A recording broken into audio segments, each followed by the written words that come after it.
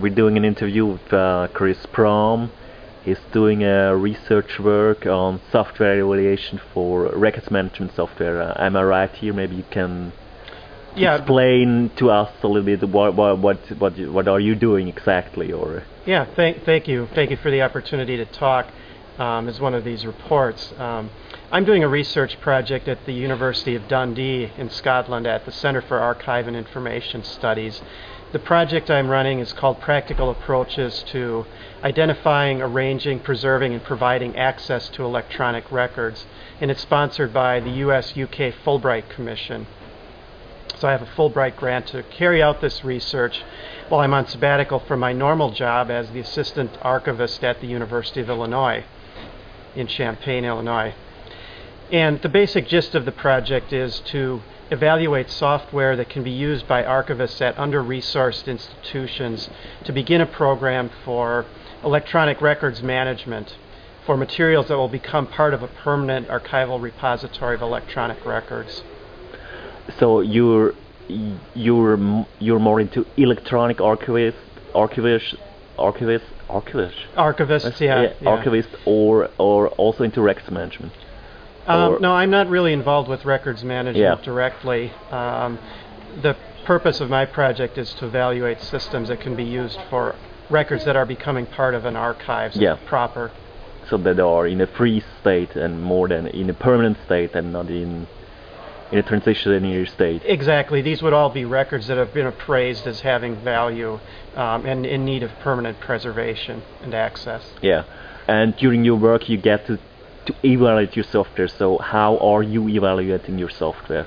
Well, I've chosen an approach that's different from some of the other evaluation projects that are going on, in that I put together a fairly short and subjective, admittedly, list of software evaluation criteria, aimed mainly at saying how easy is it for an archivist at a smaller repository to use the software, to get it installed, how well does it meet the functions that are needed to fulfill the requirements of the Open Archival Information System reference model, and so on and so forth. So essentially what I've done is downloaded a lot of software, a lot of open source software, a lot of proprietary software, installed it on my computer, tried to configure it, and then tried to use it to do actual identification and processing tasks and preservation tasks with two sets of test records that I have. Okay, and can we see the results of your work somewhere online? Is it publicly available, or are you still waiting? Sure, no, I'm making the results publicly available as I go along. I have a blog, as everybody is required practically to have a blog nowadays or something along those lines. And you can find it by searching for Practical eRecords. It's Practical eRecords blog, and you should be able to find it just by searching for that term.